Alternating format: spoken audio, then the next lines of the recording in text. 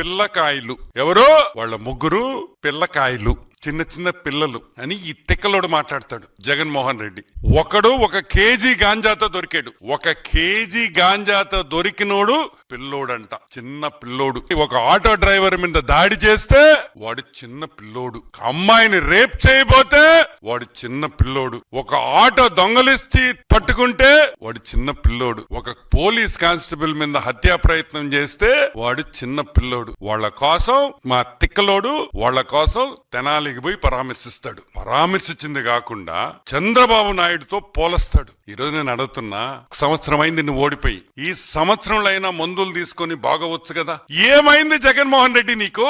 నువ్వు మారవా? ఎవరితో ఎవరిని పోల్చాలో కూడా తెలియదా? గాంజాయి, అమ్మాయిల్ని రేపు, పోలీస్ కానిస్టేబుల్ హత్యా ప్రయత్నం చేస్తే వాళ్ళు చిన్న పిల్లకాయలు. నువ్వేంద్రే? ఈరోజు మేము అడుగుతున్నాం, నువ్వేంద్రే?